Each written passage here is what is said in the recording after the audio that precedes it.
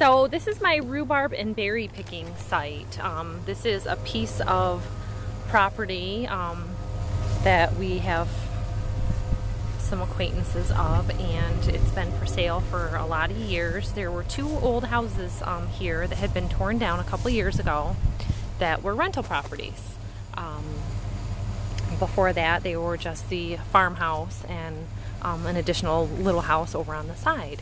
And what was left behind was a lot of perennial plants and things like rhubarb and blackberries. So the blackberries have gotten really big this year, and the grass is very tall at this time of year. It's August, and the rhubarb's kind of been drowned out by the weeds. So this year the rhubarb's not so great. There's another patch buried in the grass way over that way. That was my green patch of rhubarb, and I haven't been able to find it. But this year the raspberries are doing really, really well, or blackberries. And I was out here about a week ago and I saw all these red berries. So I wanted to come back out after a few days of some sun and gather some more blackberries. And for picking these, and I imagine they were probably wild and not planted, because I've been picking the rhubarb out here for a couple years and I didn't really notice them. So I think they've kind of grown up, because last year I wasn't out here that much with having Trey being a newborn. But what I've done is, this time for my berry picking, I brought my little container for my strawberries.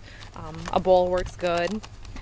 When I was here to pick the berries last time, all I had with me was a fast food container, so I filled it up as much as I could. So, for instance, and in this tall grass, if you're doing any kind of berry picking like this, you want to watch for any animal traps or snakes, rodents, wild animals that are going to be upset that you're here.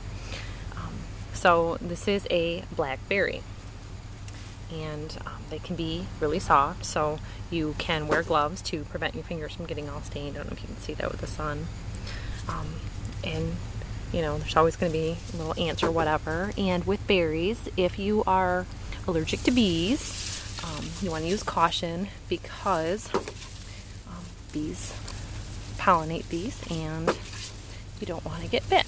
So what I'm doing is picking the black ones, leave the red ones.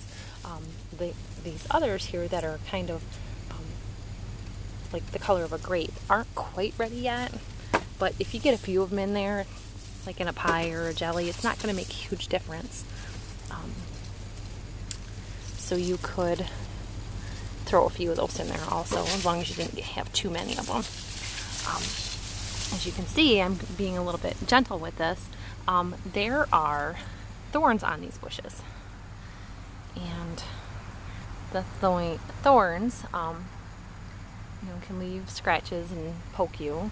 So what is best in a idea like this is to have something with a sleeve and protect your arms a little bit, or your legs. Of course, it's hot weather going on here right now, so I've been wearing shorts and sandals, so I'm walking through this tall grass just using as much caution as I can. And if I can't get to a particular berry, then I'm just going to leave it, because I'm not going to risk getting poked all that much. So as you can see, the leaves on these very looking similar to poison ivy, and I happen to think that I'm out of my poison ivy wash, because the last time I was here I went right home and washed all up to make sure that I wasn't walking through too much of it, because there is definitely some poison ivy out here among these berries. So, Wild Plants 101.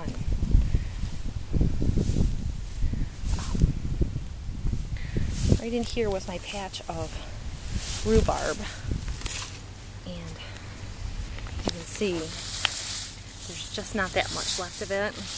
It really needs to be dug out of here, but I was trying to give it as much growing time before I transplanted it, and I didn't know if maybe somebody else was digging and digging it up or not, but this is how rhubarb grows. Just like this. This is the red rhubarb, and it's got these big leaves. And some animals have been chewing, little pests on it. And when you use it, you just cut the leaf off right about there. And I always cut the end off here. And I was taught that it is best to twist rhubarb like this when you're picking it, and to not cut it so that you get the best of it right off. So there's not that much here right now. It really does need to just be dug up and transplanted out of this tall grass. So this was something I kind of thought of when I was on my way out the door today. So what I'll be doing is making another trip back with a shovel. So I'm going to go over here to this side. Very, very healthy berry plants. They are producing quite a bit of berries. So when we go home, we'll see how many berries we have collected.